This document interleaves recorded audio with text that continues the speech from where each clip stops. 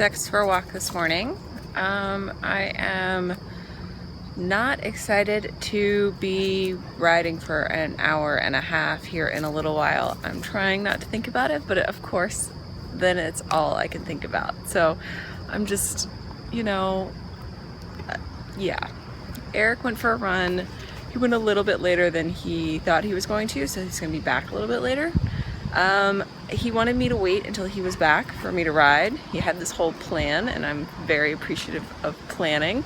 So we'll see what time I actually get on the bike. So I have a little bit of time before I have to get on. But and we're not going anywhere till this afternoon, so it's not a huge rush, but it's still an hour and a half that I have to ride, which is just a lot. All right, Dex, ready to keep going?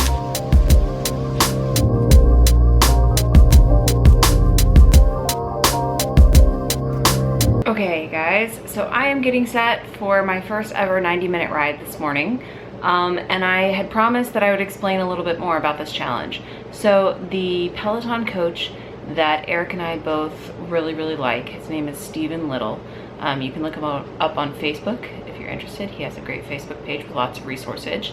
I can't talk this morning. Coach Little has set forth a September challenge and set out different training plans depending on how many days a week you ride. So I'm gonna do the 3-day-a-week challenge, and it consists of a 90-minute endurance class on the first day, a 45-minute metrics class on the second day, and a 45-minute climb on the third day.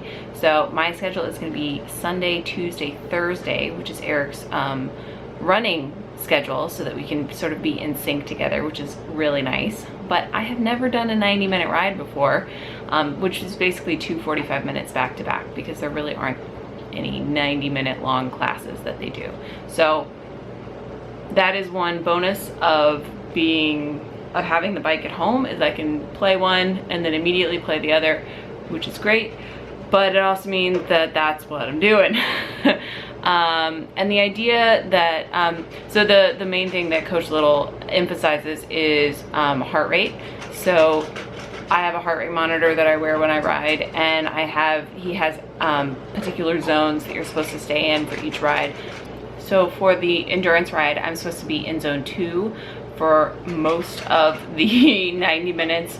The metrics ride is zone 3, and the climb is zone 4, which makes sense because climbs are hard. Eric wanted me to wait until he got home, but I don't know what time he's getting home now because he left a little late this morning for his run. But I think I'm gonna have to get on soonish, which is why I've gotten changed. I wish I had a banana here, which I don't, and I may need to invest in bananas in the future if this is what I'm gonna do, but maybe I'll stretch out and drink a little bit of water. I don't want to overhydrate because I'll have to pee during the middle, and I don't want to get off in the middle because then I won't want to get back on. All right, so yeah, that's the plan this morning. So wish me luck. Hopefully I don't die. There's an off chance that I might die. Oh God, it's really happening. I really have to do it. I don't want to, but I have to. Oh God, why do I do this to myself? Oh God. Okay, one ride down. I had a really hard time staying in zone 2. So the whole point of this ride is to keep your heart rate in zone 2, which for me is between 124 and 143 beats per minute. It was really challenging. I could not keep up with what Coach Little was telling me to do cadence and RPM wise, but I stayed in the range with him. So I basically was a sliding scale that was just a step down from where he was riding with everyone else. I also didn't train in August. So I think he would approve that I was keeping my heart rate in the right zone for a good portion. I went into zone 3 a couple times. I didn't hit zone 4 at all. So that to me is an excellent way to start the first half of my 90-minute ride. Obviously I can still talk because it was only zone 2. Talk to me in 3 days and 2 days and I'm in zone 3 the whole time. I won't be able to talk to you. All right, let's do part 2. What's up, Coach Little? Just finished the second one. I had to lay on the floor and stretch out immediately because my glutes were just screaming at me for the last 3 minutes. The second one was better than the first one, which Eric says he said to me before. and I agree. It was easier for me to know what I was getting myself into for the second one, and I was able to adequately adjust. I was in zone 2 pretty much the entire ride, which was great, versus the first ride, which I was in zone 3 for a bit of it. I'm not out of breath. I'm not super duper sweaty, but my muscles are so tired and they're gonna lock up really quickly. So I need to stretch some more. I need to have a protein drink and I need to take a shower, and then I'm gonna chill. Although Eric wants to leave to go to shopping after lunch and it's almost lunchtime, so, but I'm starving. Oh my God, I'm so hungry. So we were at 34th Street down near Penn Station. There are a lot of steps. There are a lot of steps coming out of the train station. We're going shopping. Eric wants stuff, so we're going shopping. Back to school. He needs pants. He did get a haircut. I don't really need that much, so it's really all about. We'll see. You don't need that much, but what you end up buying, 2 different things. Pants and shirts. Shirts.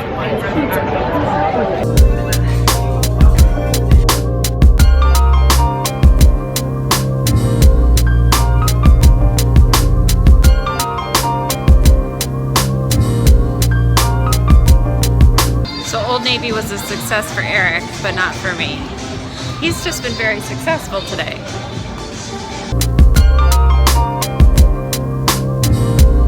Alright, so we're gonna go to Macy's, which is across the street, and I'm gonna... There's a light now. Oh.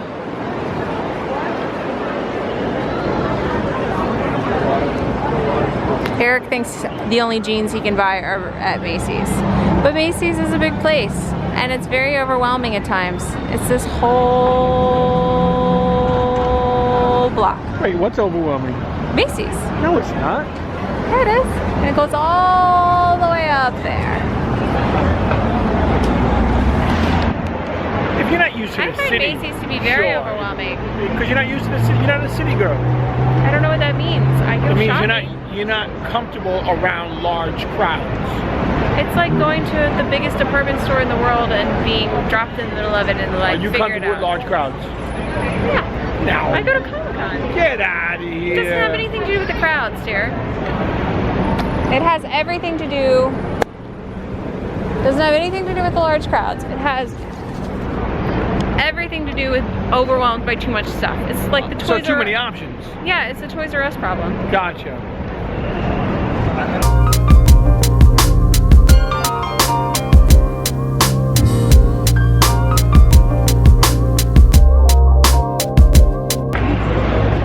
Shopping is over.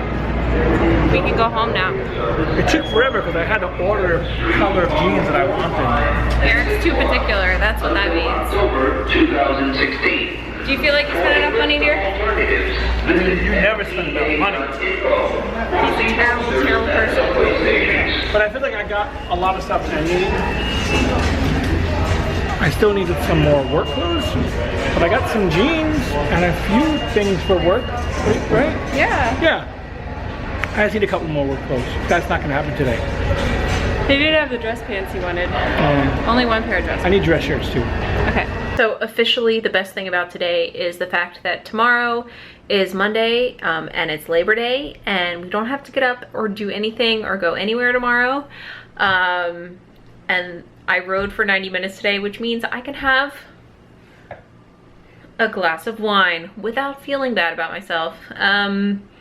Not that I feel bad about myself on a regular basis. You know what I'm trying to say. Like, there's no responsibilities, and I'm not even cooking dinner tonight. I'm gonna order in, Eric's gonna order in. We're probably not even gonna order the same thing. I think I'm gonna get Indian food. Sky's the limit tonight. It really doesn't matter because we have no plans tomorrow morning. So cheers to that, and if I don't see you later on tonight, I will see you guys tomorrow.